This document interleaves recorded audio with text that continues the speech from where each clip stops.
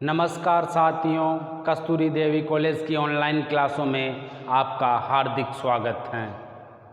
आज हम पॉलिटिकल विषय, राजनीति विज्ञान विषय बीए थर्ड ईयर का, जिसमें प्रमुख विचारकों के बारे में बात करेंगे। जो भी यूनानी प्रमुख विचारक हैं, वह जो पश्चिमी विचारक हैं वेस्टर्न, उन विचारकों के बारे में बात करेंगे। देखिए, हम अब तक प्लेटो, अरस्तु, मैकियावेली, हॉब्स, लॉक, रूसो, इन सभी के बारे में विस्तार से चर्चा कर चुके हैं। जबकि हमारा टॉपिक चल रहा है बेंथम, यानी उपयोगितावाद के जनक बेंथम। बेंथम के बारे में हम पढ़ रहे थे। बेंथम ने राज्य के कार्यों के बारे में वर्णन किया, उपयोगितावाद का जो सिद्धांत दिया उसके हमने विशेषताएं वह आलोचना पढ़ी है। जो उपयोगितावाद से निष्कर्ष निकला वो भी हमने पढ़ा। इसके बाद में हम अब पढ़ते हैं बेंथम के जो राजनीतिक दार्शनिक रूप में, यानी बेंथम को एक राजनीतिक दार्शनिक रूप में किस रूप में हम देखते हैं। देखिए, राजनीतिक दार्शनिक रूप में हम बेंथम को देखेंगे तो हमारे सामने उनके ये इन के बारे में विचारों का वर्णन मिलेगा। देखिए, राज्य की उत्पत्ति के संबंध में उन्होंने अपने विचार प्रकट किए बेंथम ने। इसके अलावा संप्रभुता संबंधी विचार प्रकट किए, प्राकृतिक अधिकारों का खंडन किया, यानी शासन संबंधी विचार दिए, राज्य का कार्य बताया, उद्देश्य बताया, कानून व स्वतंत्रता संबंधी भी इन्होंने विचार प्रकट किए। इसी रूप में हम इनको बेंथम को एक राजनीतिक दार्शनिक रूप में मानते हैं, राजनीतिक दार्शनिक रूप में मानते हैं। तो इसी प्रकार से हम बात करेंगे आज। बेंथम एक महान सुधारक के रूप में भी जाना जाता है। उसने शासन प्रणाली में किस प्रकार सुधार किया कि जो हमारी शासन प्रणाली है उसमें क्या क्या सुधार किया जाए जिससे कि एक अच्छा शासन की नींव रखी जा सके। विधि के निर्माण के संबंध में भी उन्होंने विधि के क्षेत्र में, कानून के क्षेत्र में भी उन्होंने सुधार के संदर्भ में बात की। हम बात करें न्यायिक व्यवस्था, न्याय के संबंध में, न्याय में किस प्रकार सुधार किया जाए उसके संबंधित भी इनके विचार थे। देखिए, दंड व्यवस्था और जेल से सुधार संबंधित भी इन्होंने अपने विचार प्रकट किए। इसके अलावा शिक्षा योजना के संबंध में भी इन्होंने अपने विचार प्रकट किए। देखिए, बेंथम एक महान सुधारक के रूप में भी जाना जाता है। मैंने आपको पिछली कक्षा में भी बताया था कि बेंथम के सुधारों को फ्रांस ने अपने राष्ट्र में लागू किया और इसी कारण फ्रांस राष्ट्र के द्वारा बेंथम को नागरिक का सर्वोच्च सम्मान से सम्मानित किया गया। वहाँ का जो सर्वोच्च पुरस्कार है उससे सम्मानित किया गया। इसी प्रकार से हम बेंथम के बारे में आज चर्चा करेंगे। तो हम पहले बेंथम को एक राजनीतिक दर्शन के रूप में चर्चा विस्तार से करते हैं। देखिए, चर्चा का विषय है बेंथम का जो राजनीतिक दार्शनिक माना है, यानी कि राजनीति के क्षेत्र में, किसके क्षेत्र में, राजनीति के क्षेत्र में इन्हें एक दार्शनिक कह सकते हैं, इन्हें एक दार्शनिक कह सकते हैं। देखिए, इनका जो पहला टॉपिक है राज्य की उत्पत्ति के संबंध में विचार। बेंथम एक महान उपयोगितावाद के विचारक थे। उन्होंने राज्य की उत्पत्ति के संबंध में अपने विचार प्रकट किए। इससे पहले हमने सामाजिक समझौतावादियों के बारे में पढ़ा, हॉब्स, लॉक और रूसो के संदर्भ में। हॉब्स और रूसो ने क्या किया, एक संविधा के तौर पे सामाजिक समझौते के माध्यम से राज्य की उत्पत्ति के बारे में बताया। देखिए, वहाँ पर जो राज्य की उत्पत्ति के बारे में बताया गया हॉब्स लॉक के द्वारा, उनका इन्होंने खंडन किया बेंथम ने। बेंथम का मानना था कि ऐसी कोई संस्था नहीं हुई, ऐसा कोई समझौता नहीं हुआ जिससे कि राज्य की उत्पत्ति हुई हो। देखिए, ये बेंथम का मानना था। बेंथम का मानना था कि आज तक ऐसा हुआ ही नहीं कोई समझौता। इतिहास में ऐसा कहीं पे नहीं है कि ऐसा समझौता हुआ हो और समझौते के माध्यम से क्या हुआ हो, राज्य की उत्पत्ति। ना ही वर्तमान में है और ना ही भविष्य में होगा। ये किसका मानना था? बेंथम का। बेंथम का मानना था कि राज्य की उत्पत्ति सामाजिक समझौते के माध्यम से नहीं हुई। किसके माध्यम से नहीं हुई? सामाजिक समझौते के माध्यम से नहीं हुई। इसी संबंध में ब्लैकस्टोन एक विचारक थे इंग्लैंड के, उनकी इन्होंने ज़बरदस्त आलोचना की। उन्होंने राज्य संबंध में उनकी जो दर्शन, उनकी जो विचार प्रकट हुए, उनकी इन्होंने बेंथम ने आलोचना की। इसी संबंध में हम बात करें तो हॉब्स, लॉक, रूसो, इन तीनों जो समझौतावादी थी उनकी भी बेंथम ने क्या की? आलोचना की। बेंथम का मानना था कि राज्य संबंधी जो विचार है उसमें राज्य की उत्पत्ति का कारण सामाजिक जो समझौता है वो नहीं है, क्योंकि उस समय ये सामाजिक समझौता का बोलबाला था, लेकिन ऐसा नहीं हुआ कि वर्तमान पीढ़ी उसे मानने को तैयार है। देखिए, सामाजिक समझौते को वर्तमान पीढ़ी नहीं मानती, और ना ही बेंथम के अनुसार, बेंथम ऐसे कहता है कि सामाजिक समझौते को वर्तमान में नागरिक मानने के लिए कोई बाध्य नहीं है, क्योंकि उसमें कोई बाध्यता नहीं है। इसी वजह से वह इसकी बहुत ज़्यादा क्या करते हैं? आलोचना। उनका मानना था कि राज्य की उत्पत्ति एक आदेश के माध्यम से हुई। राज्य ने जैसे नागरिकों को आदेश दिया तो नागरिकों का नैतिक कर्तव्य बना उन आदेशों को करने का। इसी प्रकार से उन्होंने कहा कि ये जो सामाजिक समझौते के माध्यम से बताते हैं वो क्या है? गलत है। तो इस प्रकार से हम बेंथम के बारे में बात करें तो बेंथम ने क्या कहा? बेंथम ने कहा राज्य की उत्पत्ति का कारण सामाजिक समझौता नहीं है। देखिए, बेंथम के राजनीतिक दर्शन के रूप में हम बात करें अगली विशेषता के संदर्भ में, तो अगली विशेषता है संप्रभुता संबंधी विचार। देखिए, यहाँ पर संप्रभुता संबंधी विचार के बारे में हम बेंथम का बात करें, बेंथम के बारे में, तो बेंथम का मानना था कि संप्रभुता किस में निहित होती है? राज्य में, जबकि शासक इसका क्या करता है? पालन। यहाँ पर जो बेंथम का संप्रभु होता है वह निरंकुश प्रवृत्ति का नहीं होता, वह निरंकुश प्रवृत्ति का नहीं होता। संप्रभुता जो होता है वह बाध्य होता है नैतिक कारणों से, न्याय की वजह से। तो इस प्रकार हम कह सकते हैं कि जो बेंथम का संप्रभु होगा वो किस में निहित होगा?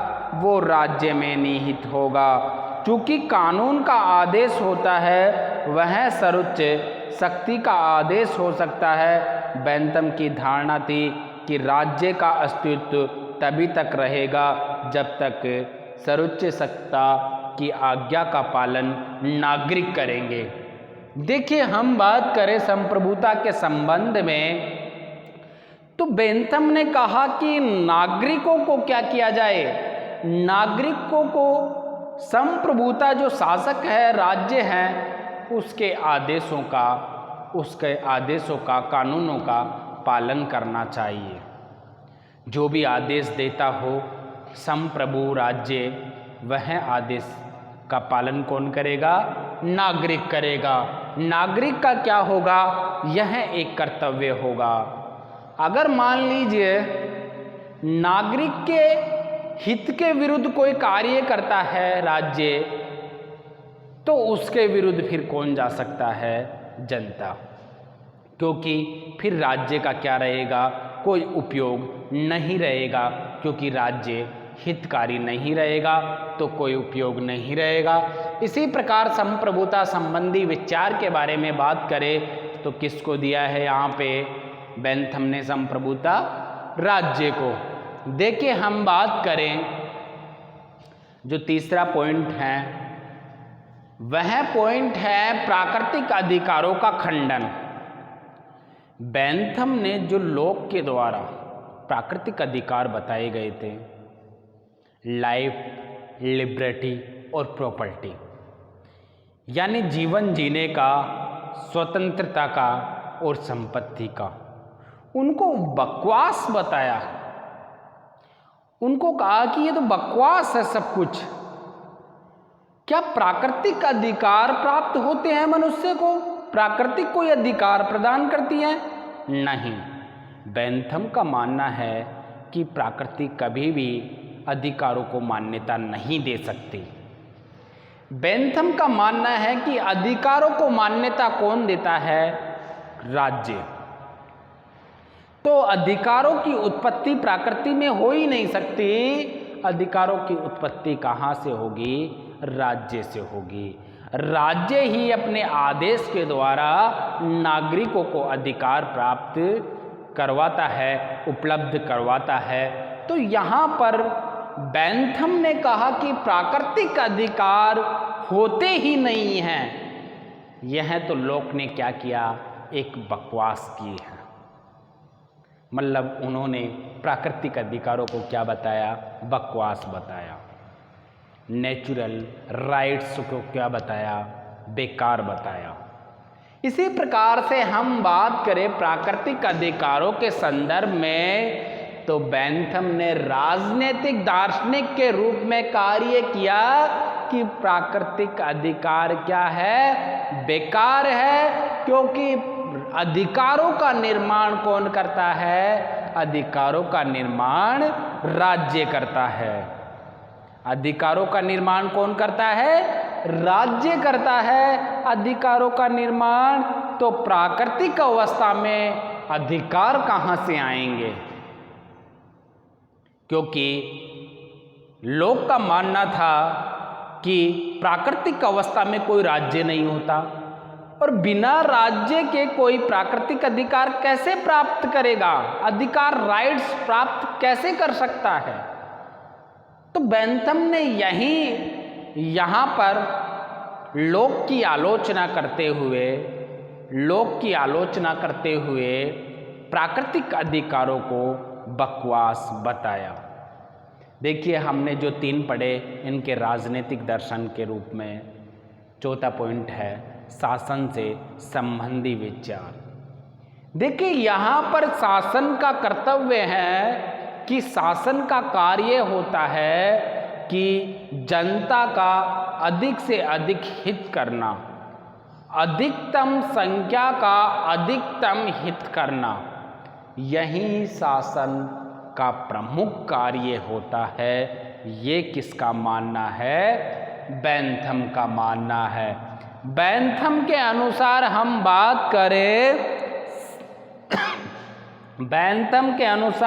बात करें शासन से संबंधी विचार में तो उन्होंने राज्य और शासन में भी क्या किया है? अंतर किया है। ये अंतर किया है। शासन क्या होगा? सरकार, और राज्य होता ही है। तो यहाँ पे कहा कि शासन यानी कि सरकार का ये कर्तव्य होगा कि अधिक से अधिक संख्या में अधिक से अधिक हित किसको उपलब्ध कराएगी? नागरिकों को। तो हमें ये बेंथम के राजनीतिक दर्शन में देखने को मिलते हैं। इसी प्रकार से हम बात करें यहाँ पर राज्य के कार्य के संदर्भ में तो राज्य का प्रमुख कार्य क्या बताया गया था? राज्य का प्रमुख कार्य बताया गया था कि वह लोगों के लिए कल्याणकारी कार्य करेगा, हित का कार्य करेगा। हमने पहले भी पढ़ा कि राज्य का उद्देश्य, राज्य का प्रमुख उद्देश्य क्या है? अधिकतम लोगों का अधिकतम हित करना, क्योंकि उपयोगितावाद का सिद्धांत जिसके जनक बेंथम है, उस सिद्धांत के अनुसार लोगों का, बहुसंख्य लोगों का अधिक से अधिक क्या करना है? हित करना है, यानी कि उनका कल्याण करना है, उनके हित में कार्य करना है। यही कार्य किसका है? यही कार्य राज्य का है। राज्य का क्या है? यही कार्य है। इसी प्रकार हम बात करें कानून और स्वतंत्रता संबंधी विचारों के बारे में। देखिए, बेंथम यहां पर स्वतंत्रता को बकवास मानता है। हम बात कर रहे थे प्राकृतिक अधिकारों में स्वतंत्रता लोक ने दी थी कि यह एक प्राकृतिक अधिकार है स्वतंत्रता। तो यहाँ पर रूसो ने कहा था कि मनुष्य हमेशा स्वतंत्र पैदा होता है, लेकिन बाद में वो हर जगह जंजीरों से बन जाता है। लेकिन यहाँ पर बेंथम ने क्या कहा? देखिए, बेंथम ने स्वतंत्रता से संबंधित कहा कि मनुष्य स्वतंत्र पैदा होता ही नहीं है, वह हमेशा पाबंदियों से बंधा हुआ होता है। यानी कि बेंथम का मानना है कि मनुष्य क्या नहीं होता? स्वतंत्र पैदा होता ही नहीं है, वह हमेशा राज्य के आदेशों का पालन करने वाला होता है। तो उसका मानना था कि स्वतंत्रता क्या है? स्वतंत्रता तो किसी के पास है ही नहीं।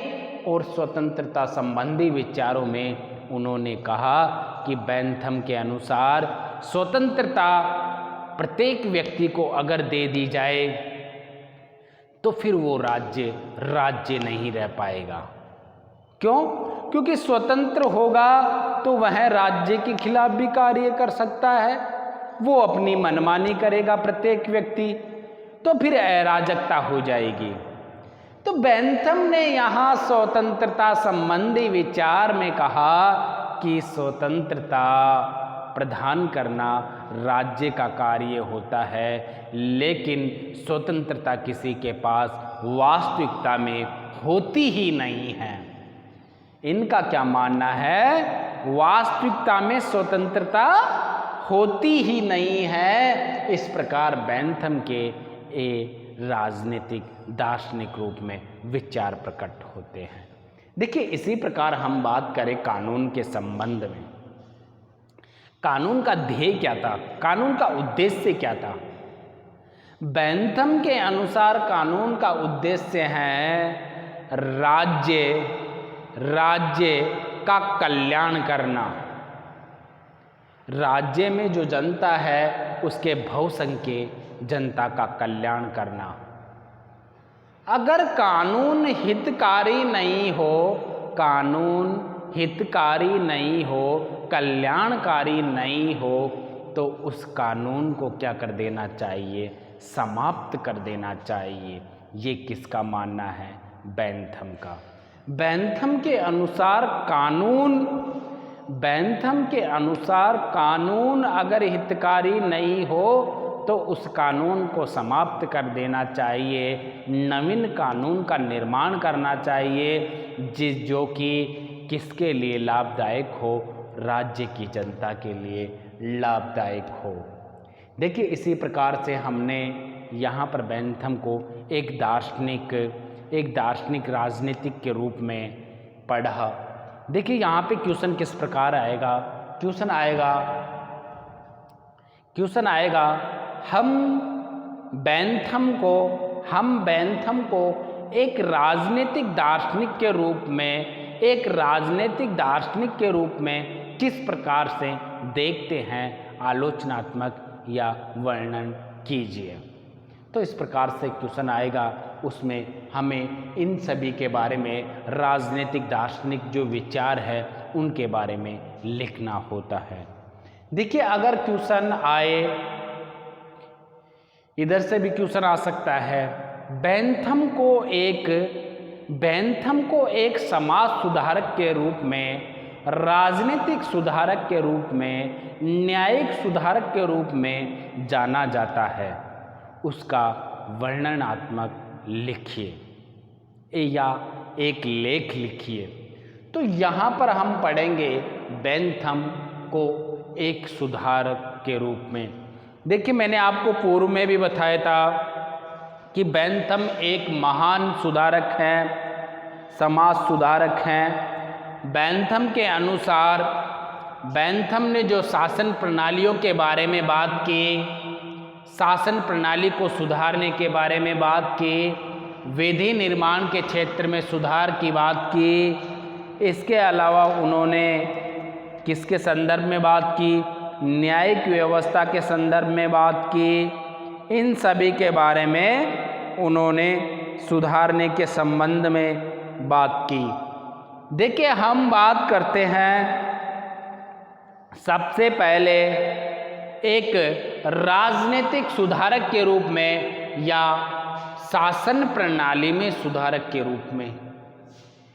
बेंथम एक महान सुधारक थे। उन्होंने जब इंग्लैंड में कुछ कमियां दिखाई दी, क्योंकि ये इंग्लैंड के मूल निवासी थे, इंग्लैंड में इनका जन्म हुआ था, तो बेंथम ने क्या किया? बेंथम ने वहाँ की जो निर्वाचन प्रणाली थी, वहाँ की जो शासन प्रणाली थी, उसमें सुधार करने के लिए, जो उनमें कमियां थी उनको दूर करने के लिए अपने विचार प्रकट किए।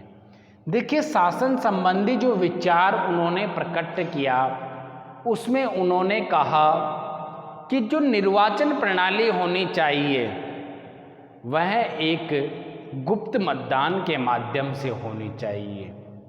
किस प्रकार की होनी चाहिए? गुप्त मतदान के माध्यम से। बेंथम का मानना था कि जो भी चुनाव होते हैं उस चुनाव में महिलाओं को भाग ना दिया जाए। यहाँ पर बेंथम की सोच अलोकतांत्रिक थी। उन्होंने कहा कि महिलाएं चुनाव में भाग नहीं ले सकती। चुनाव किस प्रकार होगा? चुनाव एक गुप्त मत प्रणाली के माध्यम से होगा। इसी प्रकार से उन्होंने यहाँ पर जो शासन प्रणाली थी, एक सदनीय शासन व्यवस्था के बारे में कहा। जिस प्रकार हमारे संसद में 2 सदन होते हैं, लोकसभा और राज्यसभा, लेकिन यहाँ पर इन्होंने कहा हमारे तो द्विसदनात्मक है, तो इन्होंने एक सदनीय व्यवस्थापिका के बारे में कहा, क्योंकि हमारी व्यवस्थापिका कितनी है? द्विसदनीय। जबकि इन्होंने क्या कहा? इन्होंने कहा कि 2 सदन नहीं होने चाहिए, एक सदन ये व्यवस्था होनी चाहिए। यानी कि इनका क्या मानना था शासन सुधार प्रणाली में कि एक सदन के द्वारा ही शासन व्यवस्थापिका का क्या करना चाहिए? व्यवस्थापिका के स्थापना करनी चाहिए। इसी प्रकार से हम बात करें तो इन्होंने शासन जो चुनाव प्रणाली है उसमें कहा कि जो चुनाव हो वो वार्षिक हो। हमारे यहाँ पे 5 वर्ष में होते हैं, लेकिन बेंथम ने जो शासन प्रणाली थी उसका मानना था कि एक बार चुनने के बाद में वो अपनी मनमानी करने लगते हैं। इसलिए जो शासन प्रणाली है उसमें उसके अनुसार, इनकी शासन प्रणाली के अनुसार चुनाव कैसे हो? वार्षिक हो। जो चुनाव लड़ेंगे वो कैसे होने चाहिए? पढ़े लिखे होने चाहिए। इनका मानना है कि अनपढ़ व्यक्तियों को चुनाव में भाग नहीं लेना चाहिए। इसीलिए इन्होंने शासन प्रणाली संबंधी अपने विचार प्रकट किए। देखिए, इन्होंने अपने विचार इसी तरह प्रकट किए कि प्रतिनिधि कैसे होने चाहिए? प्रतिनिधि पढ़े लिखे होने चाहिए। किस प्रकार के होने चाहिए? प्रतिनिधि पढ़े लिखे होने चाहिए जो शासन का संचालन करेंगे। वार्षिक चुनाव होने चाहिए। महिलाओं को भाग नहीं लेने देते चुनाव में। इसके अलावा हम बात करें तो इन्होंने शासन चुनाव प्रणाली में स्थानीय स्वशासन को भी महत्व दिया। इनका मानना था कि स्थानीय स्वशासन की स्थापना की जाए और वहाँ पर भी निर्वाचन किया जाए। इस प्रकार से इनके शासन संबंधी सुधार के बारे में हमने चर्चा की। देखिए, हम बात करते हैं विधि निर्माण के क्षेत्र में सुधार। विधि निर्माण के सुधार देखिए किस प्रकार करते हैं। विधि यानी कानून के निर्माण में सुधार। यहाँ पर उन्होंने कहा कानून स्पष्ट होना चाहिए। कानून किस प्रकार का होना चाहिए? स्पष्ट होना चाहिए।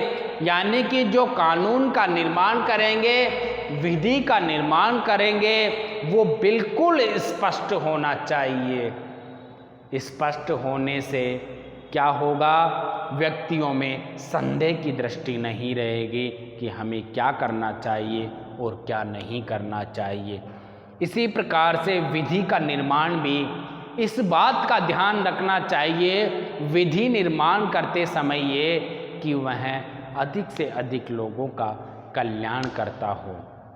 इसी प्रकार से उन्होंने विधि निर्माण व शासन प्रणाली संबंधी सुधारों के बारे में चर्चा की। देखिए, अगली जो व्यवस्था है वो है न्याय व्यवस्था। न्याय व्यवस्था में उन्होंने क्या कहा? न्याय व्यवस्था में उन्होंने कहा कि जो जज हो वो कैसे होने चाहिए? पढ़े लिखे होने चाहिए। जो निर्णय देंगे वो पढ़े लिखे होने चाहिए। वकील भी पढ़े लिखे होने चाहिए। न्यायिक व्यवस्था सस्ती होनी चाहिए। न्यायिक व्यवस्था किस प्रकार हो? सस्ती होनी चाहिए। ऐसे नहीं कि न्याय व्यवस्था अमीर लोग ही प्राप्त कर पाएं। यह किसका मानना था? बेंथम का। बेंथम के अनुसार न्याय में सुधार करने के लिए उसे सस्ता करना चाहिए। उसकी स्पष्ट व्याख्या होती हो। नियम और कानून सबके लिए समान बनाए हुए होने चाहिए। जो निर्णय हो वो जल्दी जल्दी दिए जाए। यानी कि ऐसे नहीं कि उनको क्या कर दिया जाए, बहुत दिनों के लिए देरी कर दी जाए। तब तक न्याय नहीं मिले, यानी जब तक कि उसका दंड या व्यक्ति समाप्त हो जाए। इस प्रकार से इन्होंने कहा न्यायिक क्षेत्र में, न्यायिक व्यवस्था सुधार के क्षेत्र में कि न्याय का जो निर्णय है वह भी जल्द दिया जाना चाहिए। हमारे देखिए भारतीय जो न्यायिक व्यवस्था है उसमें क्या हाल है? जब तक केस स्टार्ट होता है और एंड कब होता है? जब आदमी करीबन किसी केस को 20-25 साल, किसी को 40 साल, किसी को 50 साल। तो बेंथम का मानना है कि इस प्रकार नहीं होनी चाहिए न्यायिक प्रणाली। न्यायिक प्रणाली ऐसी होनी चाहिए जो फास्ट कार्य करे, जल्दी से जल्दी न्याय दे। वहीं क्या होनी चाहिए? न्यायिक व्यवस्था। देखिए, हमने न्याय व्यवस्था के बाद में पढ़ते हैं दंड व्यवस्था व जेल सुधार। यहाँ पर जो व्यवस्था के बारे में बेंथम बात करते हैं, बेंथम बात करते हैं कि जो भी अपराधी है उसमें सुधार किया जाए। उसमें सुधार किया जाए, ना कि उसे क्या किया जाए, दंड तो दिया जाए लेकिन उसमें सुधार किया जाए।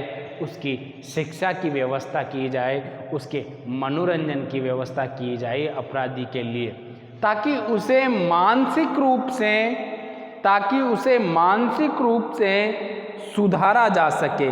किस रूप से सुधारा जा सके? मानसिक रूप से सुधारा जा सके। देखिए, हम बात करें दंड व्यवस्था के संदर्भ में तो इन्होंने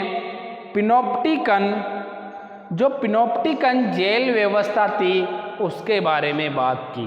पिनोप्टिकन जेल व्यवस्था कैसी होती है? देखिए,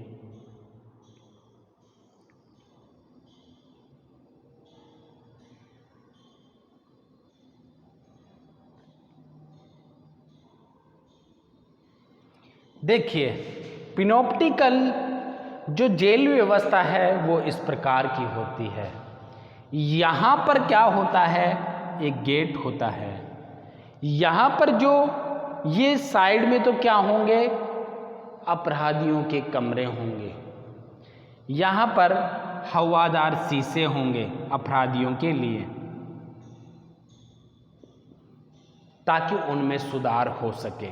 पिनोप्टिकल जेल व्यवस्था में इस प्रकार की बेंथम ने बात की कि जेलर का जो कमरा होगा वो सबके सेंटर में होगा, बीच में होगा, वह सब पे ध्यान रख सकेगा। लेकिन जो न्यायिक व्यवस्था है, जो जेल की व्यवस्था है, वो इस प्रकार से होगी, क्योंकि हवादार जो रोशनदान होगा, शीशे होंगे, उनसे उनमें मानसिक रूप से सुधार होगा और वह दोबारा अपराध का कार्य नहीं करेगा। यह मानना किसका था, बेंथम का मानना था। बेंथम के अनुसार पिनोप्टिकल जेल व्यवस्था होगी, उन्होंने यह दंड की एक व्यवस्था में सुधार के बारे में कहा। इसी प्रकार से हम बेंथम की जो शिक्षा योजना है उसके संबंध में बात करें तो बेंथम ने कहा शिक्षा सबके लिए नहीं होनी चाहिए, सबको शिक्षा नहीं देनी चाहिए, मॉनिटरिंग सिस्टम प्रणाली होनी चाहिए। मॉनिटरिंग सिस्टम प्रणाली का मतलब है, जैसे हमारे अंग्रेज़ों ने हमारे यहाँ पे किया सिस्टम कि जो उच्च वर्ग होते हैं उनको शिक्षा देने का काम करते हैं। इसी प्रकार बेंथम का मानना है कि जो उच्च वर्ग हैं, कुलीन वर्ग हैं, उनको शिक्षा दी जाए ताकि वह शिक्षित होने के बाद में अपने आप शिक्षा का प्रसार कर दे। राज्य का कार्य सिर्फ इतना होना चाहिए कि जो उच्च वर्ग हैं उसे ही शिक्षा प्रदान करनी चाहिए। तो इस प्रकार से उन्होंने अपनी शिक्षा व्यवस्था के बारे में, शिक्षा योजना के बारे में विचार प्रकट किए।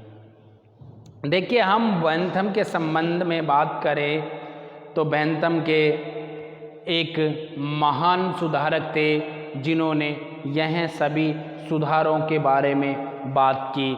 इसी प्रकार से आज हमने पढ़ा बेंथम को एक महान सुधारक के रूप में, वह राजनीतिक दार्शनिक के रूप में। अब हम नेक्स्ट क्लास में पढ़ेंगे बेंथम के बारे में कि बेंथम के जो विचार थे उससे हमारे समाज को, राज्य को किस प्रकार के लाभ मिले, उनके बारे में और महत्व के बारे में। तो फिर इसके बाद में हमारा बेंथम लगभग ख़त्म हो जाता है, समाप्त हो जाता है। तो आज हमने पढ़ा जिस प्रकार से बेंथम के बारे में, तो अब कंप्लीट हो गया हमारा राजनीतिक दार्शनिक और एक समाज सुधारक के रूप में। अब कल जब हमारी नेक्स्ट क्लास होगी तब तक के लिए नमस्कार, धन्यवाद।